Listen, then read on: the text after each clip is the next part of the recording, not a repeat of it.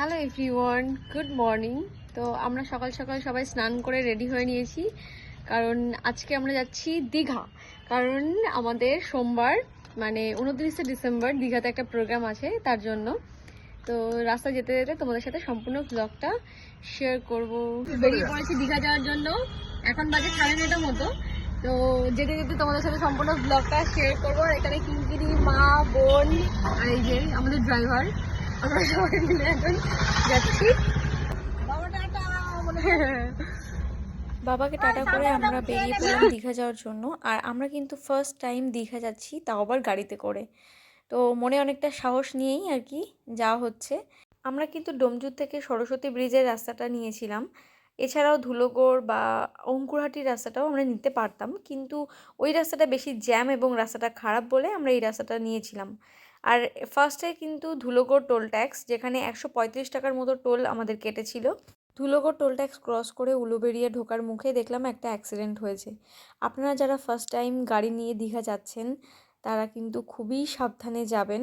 রাস্তায় প্রচুর গাড়ি আর প্রচুর স্পিডে গাড়িগুলো যাচ্ছে, so be careful. Uluberia medical কলেজের সামনে অনেকটা টাইম ট্রাফিক জ্যামে আটকে ছিলাম, আর সেখানে এই পাখিগুলোকে ঝাঁকে ঝাঁকে উড়ে যেতে দেখলাম।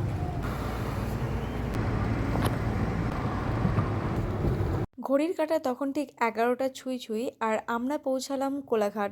তোমরা বলতে পারবে এটা কোন নদী, কোন নদীর ওপরে এই কোলাঘাট ব্রিজটা? যারা জানো তারা অবশ্যই কমেন্টস করে জানিও। ব্রিজটা ক্রস করে বাদিকে সার্ভিস রোডটা নিলে তবেই কিন্তু ব্রেকফাস্ট বা লাঞ্চের জন্য দাঁড়াতে পারবে, আদারওয়াইজ মেন রোডে গাড়ি আবার ঘুরিয়ে নিয়ে এসে পার্কিং করতে হবে। তোমরা যারা নতুন ড্রাইভ করে আসছো তারা অবশ্যই খেয়াল রাখবে কোলাঘাটের এই সিগন্যালটা থেকে কিন্তু বাদিকে যেতে হবে। তারপর আমরা এসে পৌঁছালাম দীঘা যাওয়ার পথে সেকেন্ড টোল ট্যাক্স সোনপাটিয়া টোল ট্যাক্সে, যেখানে ওই 115 টাকার মতো টোল কেটেছিল। ঘড়িতে বাজে 11টা 48, আর আমরা এসে পৌঁছেছিলাম নন্দকুমার। নন্দকুমার ট্রাফিক সিগন্যাল থেকে কিন্তু বাদিকে ঘুরে তারপর ডান দিক যেতে হবে। যারা নতুন আসছেন তারা অবশ্যই জিনিসটা খেয়াল রাখবেন। নন্দকুমারের পর থেকে রাস্তাটা খুবই কনজেস্টেড, দুদিক থেকেই গাড়ি আসছিল, তাই অবশ্যই সাবধানে গাড়ি চালাবেন।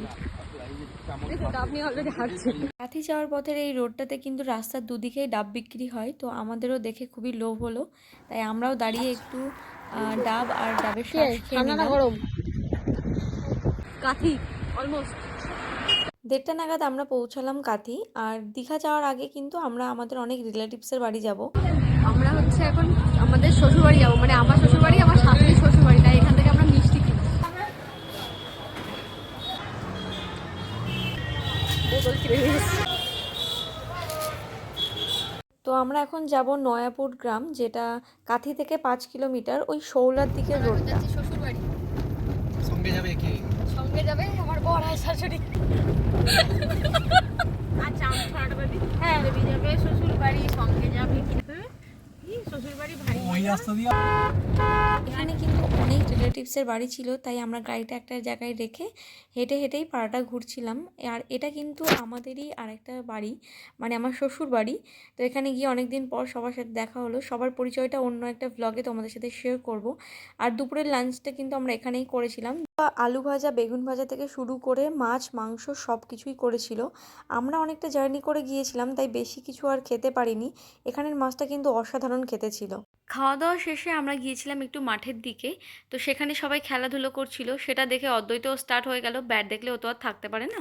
বিকাল হতেই আমরা বেরিয়ে পড়েছিলাম লালকাঁকড়ার বিচে যাব বলে, মেরিন ড্রাইভ রোডটা ধরে, যেটা আমাদের বাড়ি থেকে মাত্র 6 কিলোমিটার ডিস্টেন্স ছিল। আর আমাদের বাড়ি থেকে মন্দারমণিটাও কিন্তু খুবই কাছে, মাত্র 16 কিলোমিটার। আর রাস্তাটা তো খুবই অসাধারণ। যেতে যেতে দাঁড়িয়েছি, কি ঠান্ডা গো। আমরা এখন যাচ্ছি লাল কাঁকড়ার বিচে। চলো ওখানে গিয়ে তোমাদেরকে দেখাচ্ছি। শুটকি মাছ। আওয়াজ পাচ্ছ কি? আর এটাই হলো সেই লাল কাঁকড়ার বীজ। এখানে কিন্তু আমরা পুরো সন্ধ্যা পর্যন্তই ছিলাম। এটা খুবই শান্ত নিরিবিলি একটা পরিবেশ, এখানে ফটোশ্যুটের জন্য খুবই আইডিয়াল একটা প্লেস। এখান থেকে কিন্তু আমি কিছু শামুক ঝিনুকও কুড়িয়ে নিয়েছিলাম, এটা কিন্তু খুবই ভালো ছিল। অনেকটাই সন্ধ্যা হয়ে গিয়েছিল আর ঠান্ডাটা প্রচণ্ড ছিল, সাথে তো সমুদ্রের হাওয়া ছিলই, তাই দেরি না করে আমরাও গাড়িতে উঠে পড়লাম। অবশেষে আমরা পৌঁছে গিয়েছিলাম দীঘাতে। আর আমরা প্রচণ্ড টায়ার্ড, যেহেতু সারাটা দিন জার্নি হয়েছে। হোটেল যেহেতু আমাদের আগে থেকে বুক করা ছিল, তাই লেট না করেই আমরা হোটেলে পৌঁছেই চেকিং করলাম। আজকের ব্লগটা এখানেই শেষ হচ্ছে, দেখা হবে পরের ব্লগে। টাটা।